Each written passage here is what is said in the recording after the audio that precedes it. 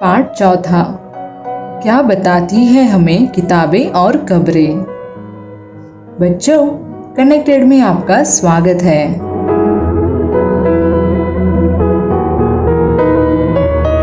बच्चों, आज हम इतिहास पढ़ेंगे। आज के हमारे पाठ का नाम है क्या बताती है हमें किताबें और कब्रें। इस पाठ में हम वेदों और कब्रों को कुरेदने की कोशिश करेंगे ताकि उससे हमें अपने अतीत की जानकारी मिल सके। क्या आप जानते हैं कि हमारे पूर्वज कैसे थे? उनकी संस्कृति क्या थी? वो अपने भविष्य को कैसे शिक्षित करते थे? क्या हमारे पूर्वजों के बीच कोई असमानता भी थी, सामाजिक, राजनीतिक या आर्थिक आधार पर? चलिए आज हम इन्हीं प्रश्नों के उत्तर ढूंढते हैं। चलिए बच्चों, पाठ शुरू करते हैं। बच्चों, आप सभी ने वेद के बारे में जरूर सुना होगा। सामान्य ज्ञान के लिए यह याद तो जरूर किया होगा कि वेद 4 होते हैं। हम ये तो जानते हैं कि 4 वेद है। क्या कोई उनके नाम बता पाएगा? हाँ, बिल्कुल सही जवाब। ऋग्वेद, सामवेद, यजुर्वेद तथा अथर्ववेद, ये 4 वेद हैं। क्या आप यह भी जानते हैं कि इन सब में सबसे पुराना वेद ऋग्वेद है, जिसकी रचना आज से लगभग 3500 साल पहले हुई थी। बच्चों, ऋग्वेद में 1000 से ज्यादा प्रार्थनाएं हैं, जिन्हें हम सूक्त कहते हैं। सूक्त का अर्थ है कोई ऐसी बात या विचार जो अच्छी तरह से बोली गई हो। बच्चों, आपके मन में यह सवाल आ रहा होगा कि ऋग्वेद तो लिखित रूप में है और सूक्त तो बोली गई बात को कहा जाता है ना? चलिए, पाठ में आगे आपकी इस उत्सुकता का समाधान मिलेगा। बच्चों, सूक्त की रचना विभिन्न देवी देवताओं की स्तुति करने के लिए की गई है। अग्नि, इंद्र और सोम, ये सभी यजुर्वेद के महत्वपूर्ण देवता है। अग्नि आग के देवता है, तो इंद्र युद्ध के देवता, और वही सोम एक पौधा है जिससे एक खास तरह का पेय पदार्थ अथवा मदिरा बनाया जाता था। बच्चों, वैदिक प्रार्थना जिन्हें हम सूक्त कहते हैं, उनकी रचना ऋषियों ने की थी। वैदिक काल में ज्ञान अर्जित करना आसान नहीं था। तब आज की तरह किताबें नहीं थी। आचार्य विद्यार्थियों को सूक्त अक्षरों, शब्दों और वाक्यों में बांटकर सस्वर पाठ के द्वारा कंठस्थ करवाते थे। अधिकांश सूक्तों को रचयिता सीखने और सिखाने वाले पुरुष थे, लेकिन ऐसा नहीं है कि महिलाओं की भागीदारी बिल्कुल ही नहीं थी। सूक्तों की रचना में महिलाएं भी अपना योगदान देती थी। बच्चों, ऋग्वेद जिस भाषा में लिखा गया है उसे पाक संस्कृत या वैदिक संस्कृत कहा जाता है। यह हमारे विद्यालय में पढ़ाई जाने वाली संस्कृत से थोड़ी भिन्न है। हम जिन किताबों को पढ़ते हैं वे लिखी और छापी गई है। ऋग्वेद का उच्चारण किया जाता था और श्रवण किया जाता था, न कि उसे पढ़ा जाता था। तो बच्चों, जब आपको समझ आया कि सूक्त को अच्छी तरह से बोली गई बात क्यों कहते हैं, वेदों की रचना के कई सदियों बाद इसे पहली बार लिखा गया। इसे छापने का काम तो मुश्किल से 200 साल पहले हुआ है। बच्चों, आपने देखा कि जो ऋग्वेद है उसकी भाषा आज की संस्कृत से अलग है। तो आप यह भी सोच रहे होंगे कि फिर इतिहासकार इसका अध्ययन कैसे करते हैं। चलिए इस बात को समझते हैं। पुरातत्ववेत्ताओं की तरह ही इतिहासकार भी अतीत के बारे में जानकारी इकट्ठी करते हैं, लेकिन इनका स्रोत सिर्फ भौतिक अवशेष ही नहीं होता, जबकि लिखित अवशेष भी होते हैं। बच्चों, ऋग्वेद के कुछ सूक्त वार्तालाप के रूप में हैं। विश्वामित्र नामक ऋषि और देवियों के रूप में पूजित 2 नदियों व्यास और सतलुज के बीच यह एक सूक्त का ही अंश है। चलो बच्चों, देखते हैं कि विश्वामित्र और नदियों के बीच क्या वार्तालाप हो रही है। विश्वामित्र नदियों के बारे में वर्णन करते हुए कहते हैं, विश्वामित्र नदियों के बारे में वर्णन करते हुए कहते हैं, हे नदियों, अपने बछड़ों को चाटती हुई दो दमकती गायों की तरह दो फुर्तीले घोड़ों की चाल से पहाड़ों से नीचे आओ। इंद्र द्वारा की हुई शक्ति से तुम रथों की गति के सागर की ओर बह रही हो। तुम जल से परिपूर्ण हो और एक दूसरे से मिलना चाहती हो। नदिया विश्वामित्र की बात सुन कहती है, जल से परिपूर्ण हम देवताओं के बनाए रास्ते पर चलती है। एक बार निकलने पर हमें रोका नहीं जा सकता। हे ऋषि, तुम इससे हमसे प्रार्थना क्यों कर रहे हो? बच्चों, यहाँ विश्वामित्र नदियों से कुछ अनुरोध कर रहे हैं, जिस पर नदिया अपनी व्यथा बताती है कि हम एक बार निकलती है तो हमें रोका नहीं जा सकता, और पूछती है कि आप हमसे प्रार्थना क्यों कर रहे हैं। तो चलो बच्चों, आगे का वार्तालाप पढ़ते हैं। विश्वामित्र कहते हैं, हे बहनों, मुझ गायक की प्रार्थना सुनो। मैं रथों और गाड़ियों सहित बहुत दूर से आया हूँ। कृपा करके अपने जल को हमारे रथों और गाड़ियों की धुरियों के ऊपर न उठाओ, ताकि हम आसानी से उस पार जा सके। इस पर नदिया अपनी सहमति देते हुए कहती है कि हम आपको सुरक्षित रूप से पार करने देंगे। बच्चों, इतिहासकार यह बताते हैं कि यह प्रार्थना उस क्षेत्र में रची गई होगी जहाँ ये नदियाँ बहती है। वे यह भी सुझाते हैं कि जिस समाज में ऋषि रहते थे, वहाँ घोड़ों और गायों को बहुत महत्व दिया जाता था। इसलिए नदी और ऋषि के वार्तालाप में घोड़ों और गायों की बात की गई है।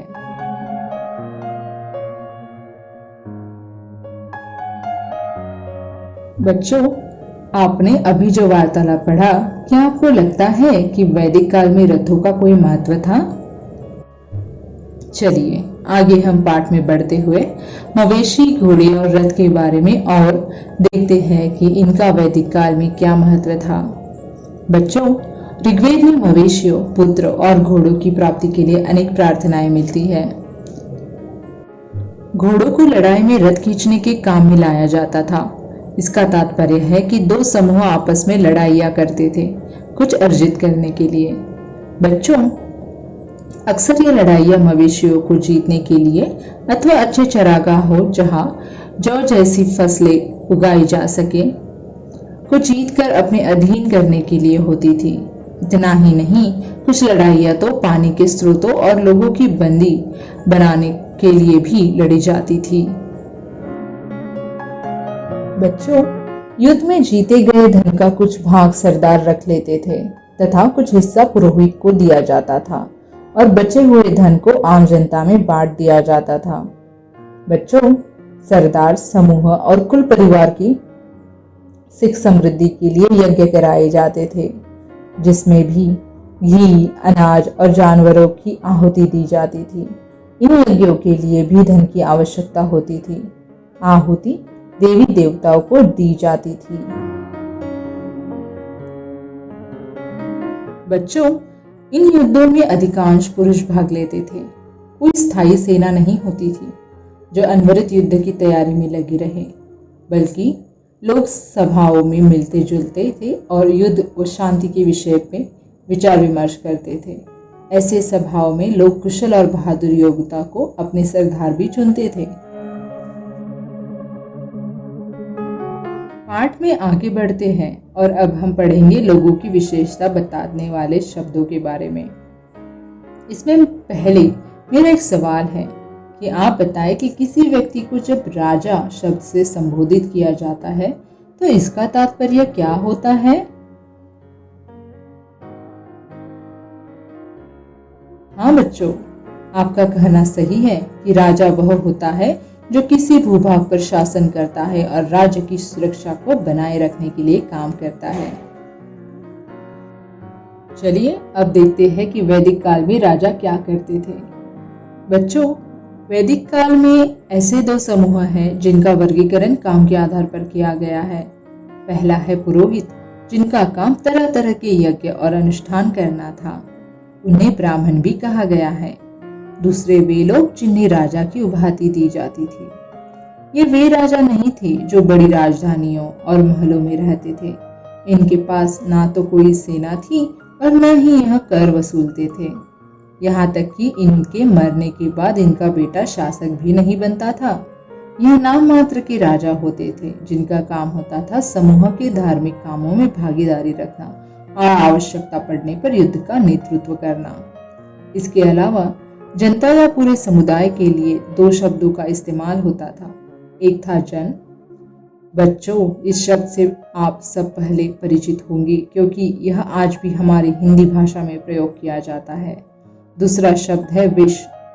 बच्चों, इस शब्द से वैश्य शब्द की उत्पत्ति हुई थी जिसको भारतीय वर्ण व्यवस्था में उस वर्ण को संबोधित करने के लिए किया जाता है जिनका संबंध वाणिज्यिक कार्यों से होता है।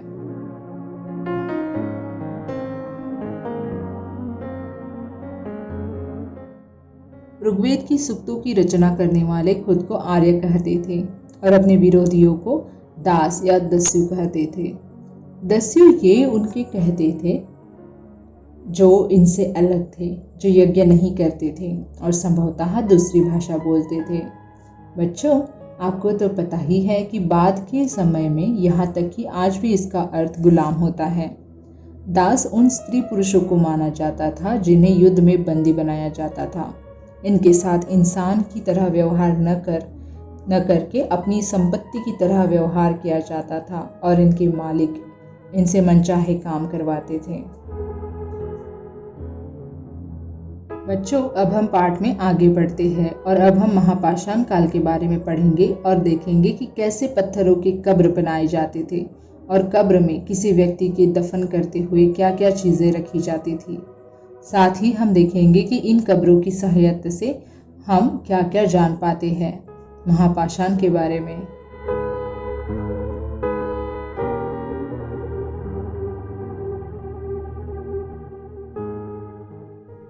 बच्चों, चित्र में दिखाए जाने वाला शिलाखंड महापाषाण नाम से जाना जाता है, जिसमें महा का अर्थ है बड़ा और पाषाण का अर्थ है पत्थर। चित्र में दिखाया गया पत्थर दफन करने की जगह पर लोगों द्वारा बेहद ही करीने से लगाए गए थे।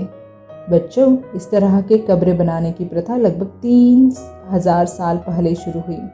यह प्रथा भारत के अधिकांश हिस्सों में प्रचलित थी।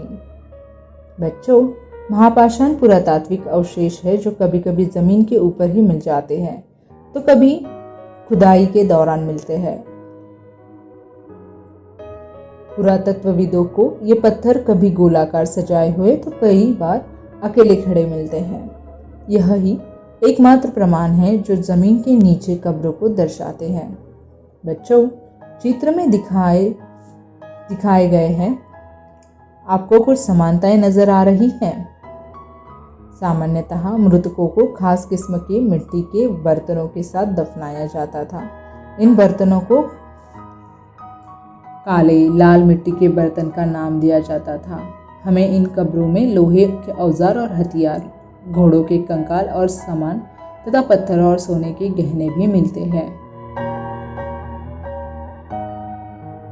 जो अब हम पढ़ेंगे लोगों के बीच की सामाजिक असमानताओं के बारे में। आप सब जानते हैं कि ऐतिहासिक जगहों से मिलने वाली चीजें हमें उस समाज के बारे में बहुत कुछ बताती है जिस समाज का वह हिस्सा रह चुकी है। इसी तरह पुरातत्वविद मानते हैं कि कंकाल के साथ पाई गई चीजें मरे हुए व्यक्ति की ही रही होगी। कभी कभी एक कब्र की तुलना में दूसरे कब्र में ज्यादा चीजें मिलती है। ऐसे ही एक व्यक्ति के कब्र में 33 सोने के मनके और शंख पाए गए हैं। दूसरे कंकालों के पास सिर्फ कुछ मिट्टी के बर्तन ही पाए गए। बच्चों, यह दफनाए गए लोगों की सामाजिक स्थिति में भिन्नता को दर्शाता है। इसका तात्पर्य यह है कि कुछ लोग अमीर थे तो कुछ गरीब, जैसा कि आज भी है। साथ ही साथ हम यह भी अनुमान लगा सकते हैं कि कुछ सरदार थे तो कुछ अनुयायी।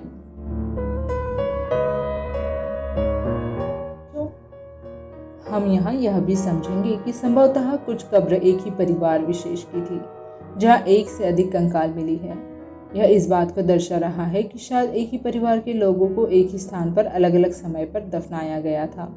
हम यहाँ मान सकते हैं कि बाद में मरने वालों को पोर्ट होल के रास्ते कब्रों में लेकर दफनाया जाता था, क्योंकि ऐसे स्थानों पर गोलाकार लगाए गए पत्थर या चट्टान चिन्हों का काम करते थे। जहां लोग आवश्यकता अनुसार शवों को दफनाने आ सकते थे।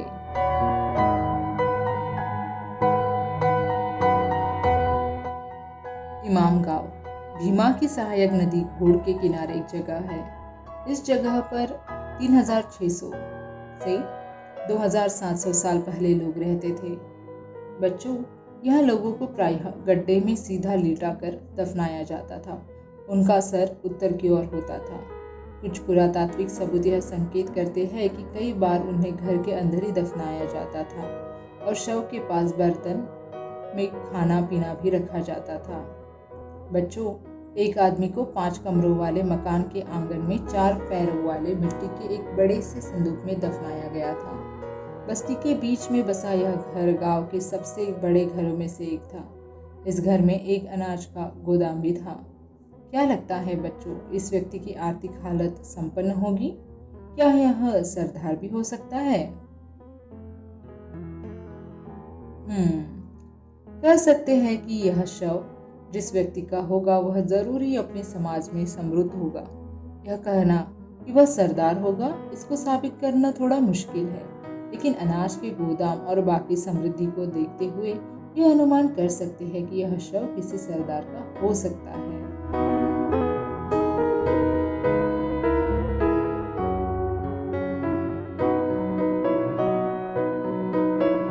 जो अब हम इस पाठ के अंतिम पड़ाव पर है। अब हम इमाम गांव का उदाहरण लेते हुए यह समझने की कोशिश करते हैं कि इस गांव के लोगों का अथवा इस समय काल के लोगों के काम धंधे क्या थे। पुरातत्वविदों को यहाँ गेहूं, जौ, चावल, दाल, बाजरा, मटर और तिल के बीज मिलते हैं। यहाँ कई जानवरों की हड्डियां भी मिली है। कई हड्डियों पर काटने के निशान से यह अनुमान लगाया जा सकता है कि लोग इन्हें खाते होंगे। यहाँ गाय, बैल, भैंस, बकरी, भेड़, कुत्ता, घोड़ा, गधा, सुअर, सांभर, चितकबरा, हिरन, कृष्णमृग, खरहा, नेवला, चिड़िया, घड़ियाल, कछुआ, केकड़ा और मछली की हड्डियां भी पाई गई हैं। इसके साथ ही बच्चों, यहाँ ऐसे साक्ष्य मिले हैं कि बेर, आंवला, जामुन, खजूर जैसे फल उस समय के लोगों द्वारा एकत्र किया जाता था।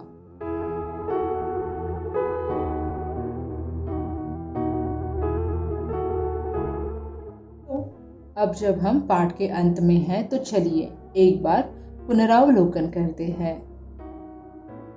वेद कितने होते हैं और उनके नाम क्या क्या है? ऋग्वेद में कितनी प्रार्थनाएं हैं और उन्हें हम किस नाम से जानते हैं? महापाषाण क्या है? महापाषाण कब्रों से हमें क्या क्या मिला? इमाम गांव के लोगों द्वारा खाई जाने वाली चीजों के बारे में लिखिए।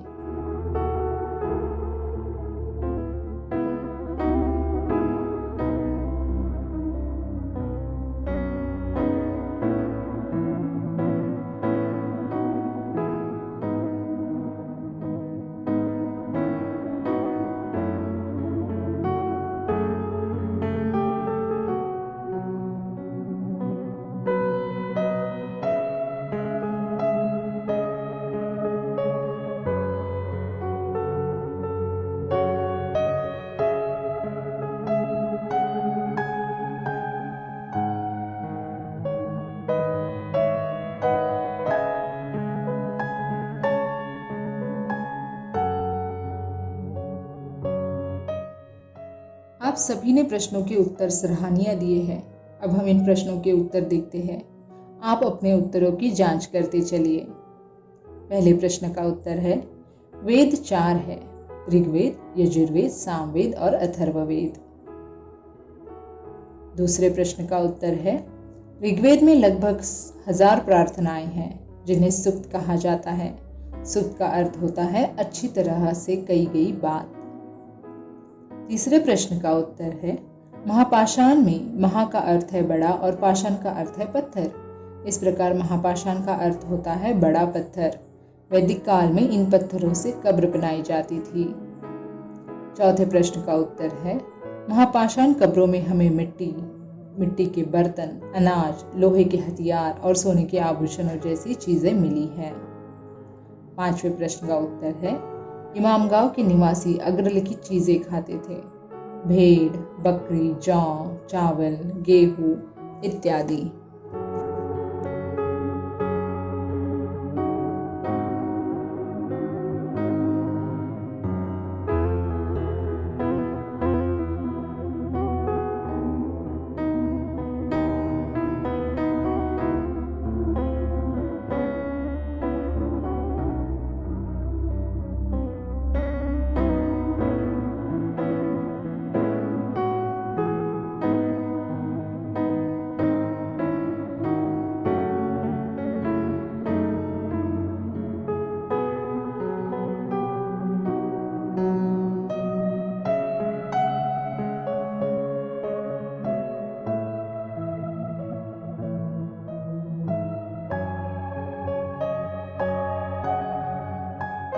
बच्चों, आज का पाठ समाप्त हुआ। आशा है कि आप सभी को पसंद आया होगा। धन्यवाद।